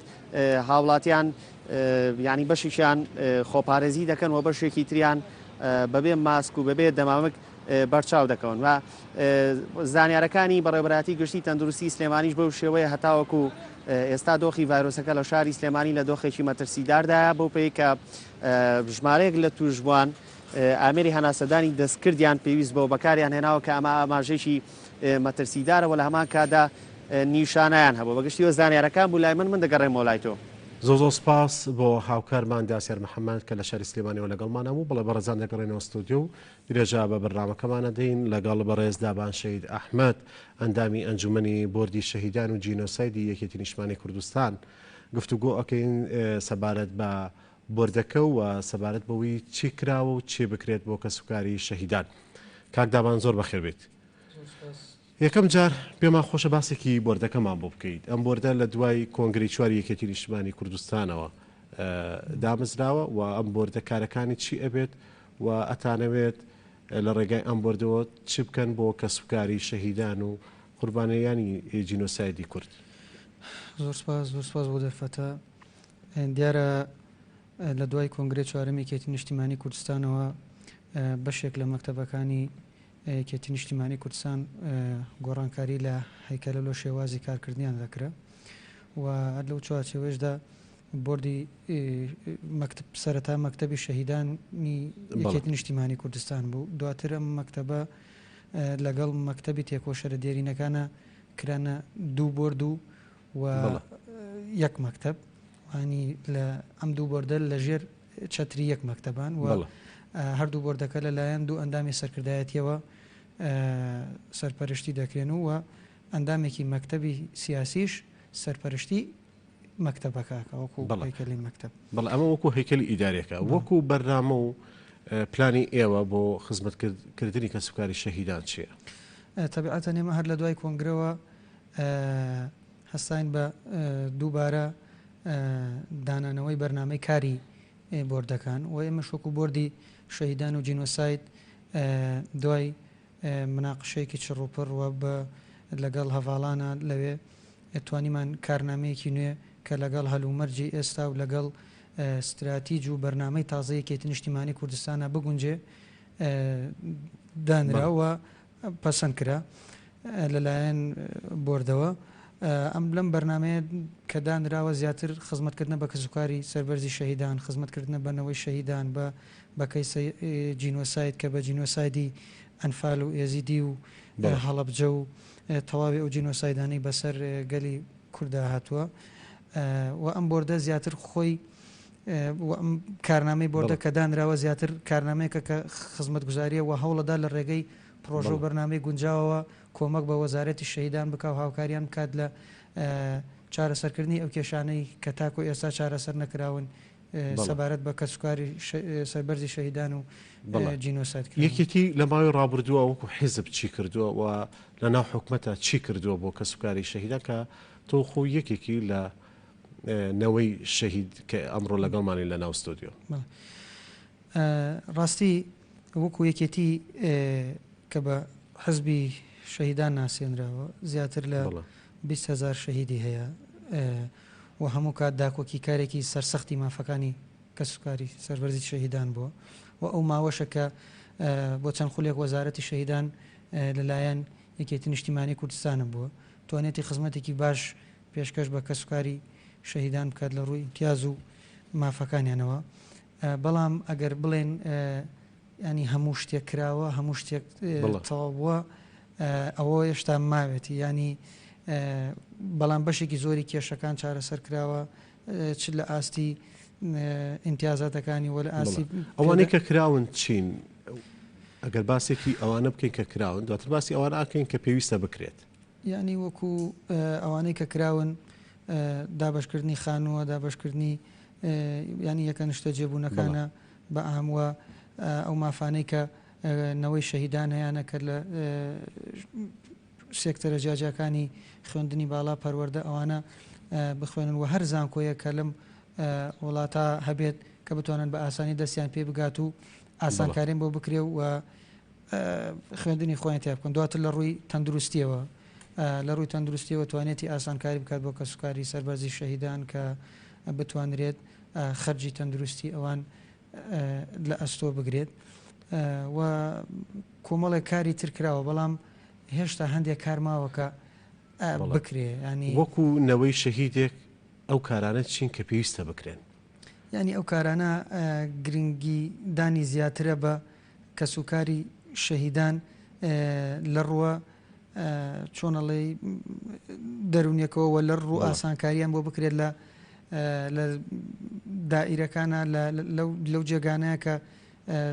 لە سەردەمی تەشکیلاتی حکوومەتەکانە کە تازە ئەکرێت و پشکێکیان هەبێت کە لەلایەن کەسوکاری سەربەرزی شەهیدانەوە بەڕێ ببرێت و ینی ڕێژێکی دیاریکرایان بۆ بکرێت و بەشێک لە کێشە تەندروستیەکان زۆر جارتۆ تەماشاکەی کە کێشەیەکی تەندروستی لە کەسوکارێکی سەربەرزی شەهید هەیە ئەنی ناتوانێت لە ناوخۆی وڵاتە چارەسەر بکرێت تۆ ناچارەبی لە دەرەوە چارەسەری بۆ بکرێت ئەوانە کۆمەڵە خەلەلن وە هەندێک کێشەی تر هەیە کە تاکو ئێستا کۆمەڵێک شەهید هەیە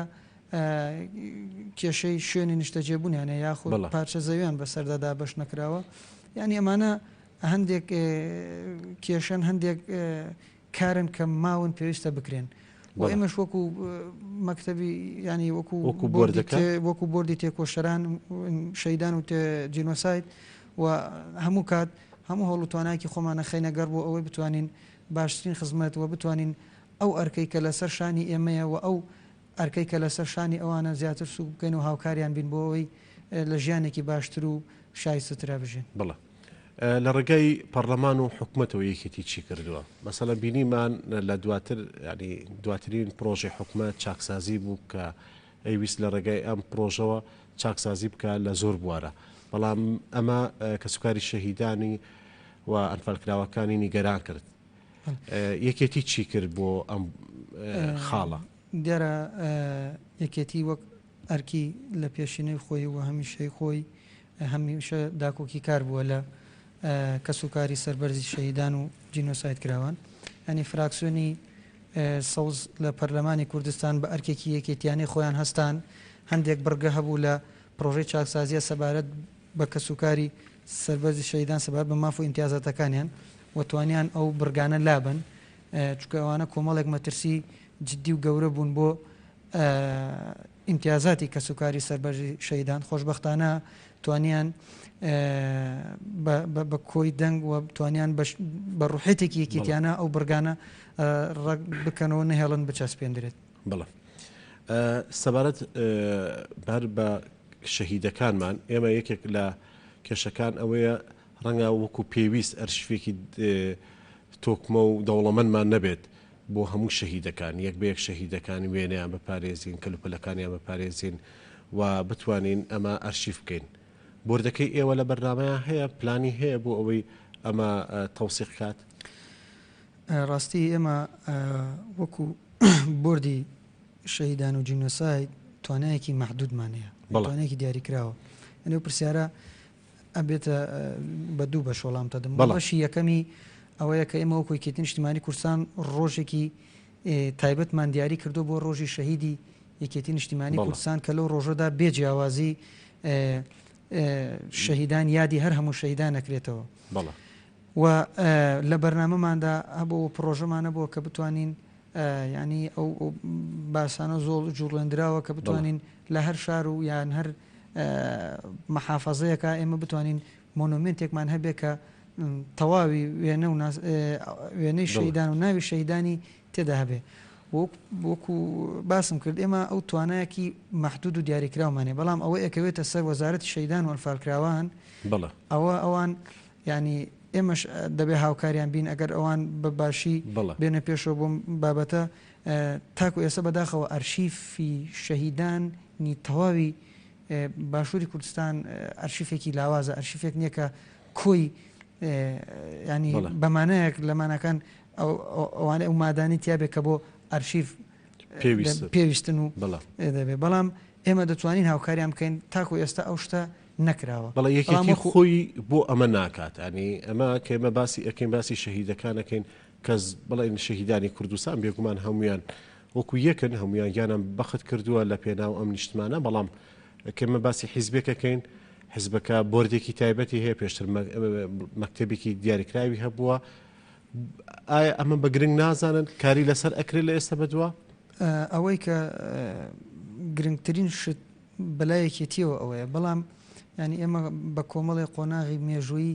سەخت تا تێپەڕین ینی ئەوە بوو لە ساڵی 1970 کە بەشێکی زۆری ئەرشیف و ئەوانارەمووی لە ناوچوو ینی تۆ 4هزار لادەی کوردستان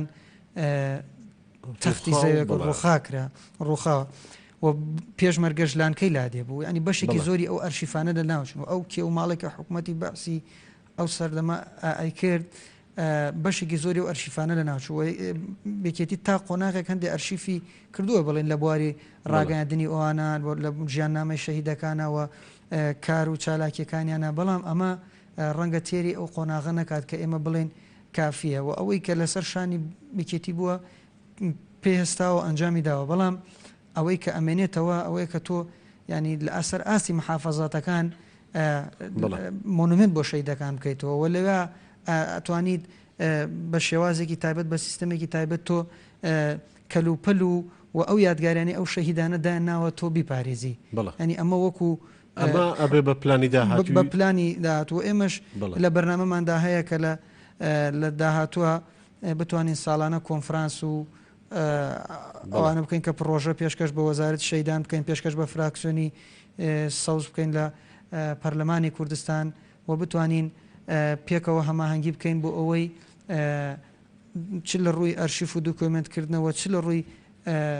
ئەو ڕوانکارانی کە پێویستن ئەو ڕێکارانی کە پێویستن بۆ ئەوەی کە ناو ناسنامەی شەهیدە سەربەرزەکان ون نەبێت و بۆ ئەو نەوانەی کە لە داهاتوودا ئاشنا ئەبن بە وڵاتەوە بە سیاستکردن لە وڵاتە بزانن کە چۆن یەکێتی بەچی قۆناغێکە و بەچی مێژوویەکی سەختدا تێپەڕیوە و تاکو ئەو ڕۆژەی بەرهەم هێناوە بەڵێ کاکدابان یەکێک لە گلەیی کە سوکاری شەهیدەکان ئەوەیە کە ئەڵێ ئێمە لە لیستی موچە بە تایبەت لە بڵێن بڕێبراتی کاروباری شەهیدان هەندێک ناو ئەبینین کە ئەمانە شەهید نەبوون هەمان ئەو گلێ بۆ حیزبیش ڕاستە ینی خەڵکەیە کە شەهید نەبوو بێت و وەکو شەهید مامەڵی لەگەڵا کرابێ ینی ئێمە ڕاستی ئەوە حقیقەتێکە کە گلەیی هەیە وە جێگەی ڕخنەیە بەڵام یەکێتی هەتاکو توانی بێتی خۆی لەو مەجالە پاراستووە و زۆریش و دژیشی بووە بەڵام حزبەکانی تر لەولاو ینی بە شێوازی جیاواز ئەو کارانەیە نەکردووە و لیستەکانیان تێکەڵ کردووە ینی بەڕاستی ئەوە خەڵکی وهەیە کە شەید نەبووە کراوە بە شەید ینی جیاوازی لە پلەی شەیدەکانە هەیە ینی هەر بن بۆ ئەوەی کە جەنابەت زیاتر ڕوونێکەمەوە ئێمە ینی موچەی شەهیدێکی سەرکردەی ئێمە 4,200,000 موچەی شەهیدێکی سەرکردەکانی پارتی نزیکی 6 ملیۆن ینی جیاوازێکی بەرچاو هەیە لە ڕووی ئیمتیازەوە و لە ڕووی فۆرمی شەیدان لە ڕستی چاکسازیە ئەوەی کە دانرا دەڵێن ئەتوانین ینی پاکسازیەک لەو لیستانە بکەن بەڵام پێم وایە ئەوە زۆر قورسە لەبەرەوەی هەموو ئەو خەڵکی مستحق و نامستحق تێکەڵ کراوە ینی یەکێتی تاکو توانیوێتی وە دژی ئەوانە بۆ خۆشی لێ پاراستووە بەڵام ڕەنگە بە شێوەی جیاواز خەڵکی تێ کەوت بێ بەڵام لەو مەجالەیە کە یەکێتی ئیشی تیا کردو وە لەو سنوورەیە کە یەکێتی باڵەدەست بووە ئەوانە بە شێوەیەکی زۆر کەم تێپەڕیوە بەسەریان بەڵێ ینی کاتی ئێوە ئامارێکی تاڵتانە بەردەستایە یەکێتی چەند شەهیدی هەیە و زانیاری تاڵتە لەسەر شەهیدەکان و لەسەر ناسنامی شەهیدەکان هەیە بڵێ ئێمە ئامارێکی وردمان بەردەستە کە نزیکی 20,000 شەهیدی سەنگەر ئەبێتەوە کە لە سەرەتای دروستبوونی یەکێتی نیشتیمانی کوردستانەوە هەتاکو شەڕی داعش و ئاماری شەیدانی هاوڵاتیشمان لە بەردەستە چکە شەیدانی هاوڵاتی تێکەڵەیەکە لە کۆی گشتی حزبە سیاسەکان کە لەو سەردەما شەهید بوونا زیاد لە 8,400 شەهید دەبێ ئەوانەی هاوڵات سەبارەت بە جینۆسایت ئێوە بەشێکی تری مەکتەبەکەتان تەرخانە بۆ کاروباری جینۆسایت بۆ ئەمەیان چی ئەکەن ڕاستی ئەو بەشە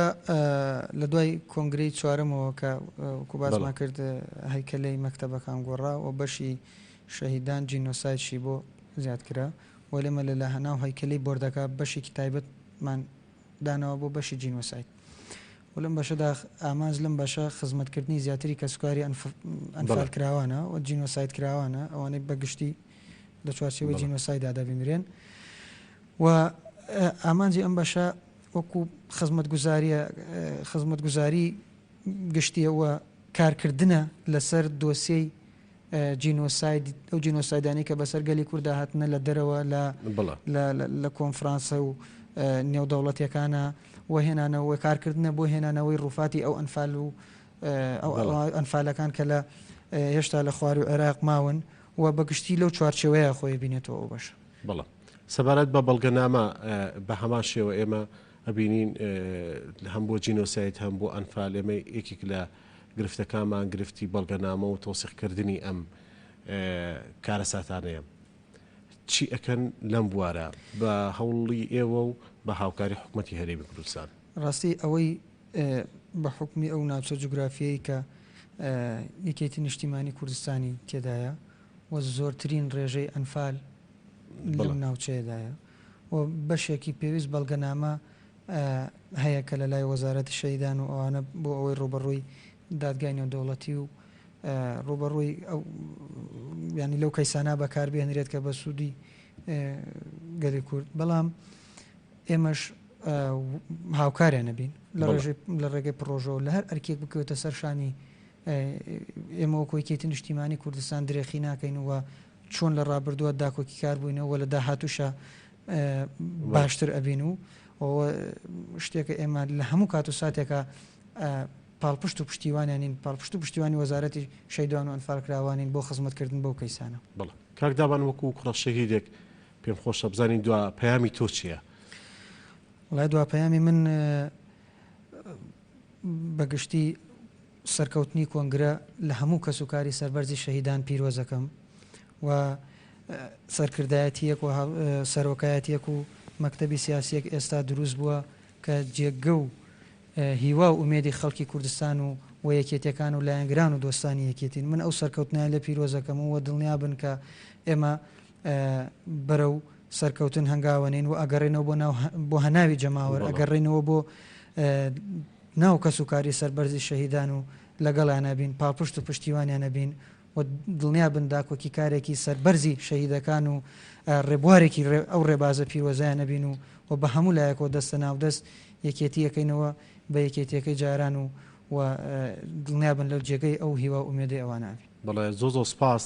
بۆ بەڕێز دابان شەید ئەحمەد ئەندامی ئەنجومەنی بۆردی شەهیدان و جینۆساید بەڵێ بەڕێزان ئێمە بۆ ماوەی هەفتەیەک لە کەناڵی گەلی کوردستان هەفتە یادی دامەزراندنی یەکێتی نیشتیمانی کوردستان چەند بەرنامەیەکمان پێشکەشکردن بێگومان یادکردنەوەی شەهیدەکان لەبەرەوەی یەکێتی نیشتیمانی کوردستان خاوەنی زیاتر لە 20,000 شەهیدە هەموو ڕۆژێک شەهیدەکان لە یاد و یادەوەری ئێمەدان و تێکۆشەرە دێرینەکان ئەوانەی کە ڕۆژانێک لە شاخ خەباتیان کرد ئەوان هەمیشە لە یاد و یادەوەری ئێمەدان بێگومان کەم ئەندامانی سەنگەر شەهیدە زیندوەکان ئەوانش پێویستیان بە خزمەتکردن و ئاوڕ لێدانەوەی زیاترە و ئێمە لە زنجیرە بەرنامەکانمان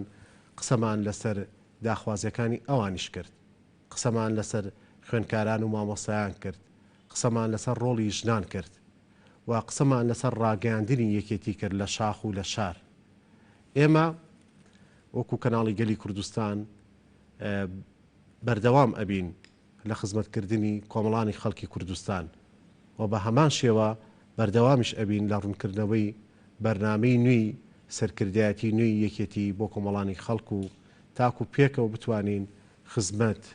بە هەموو چین و توێژەکان بکەین لێرەدا هاتینە کۆتایی بەرنامەی ئەمڕۆ تا بە یەگەیشتنەوە بەخواتان ئەسپێرین خواتان لەگەڵ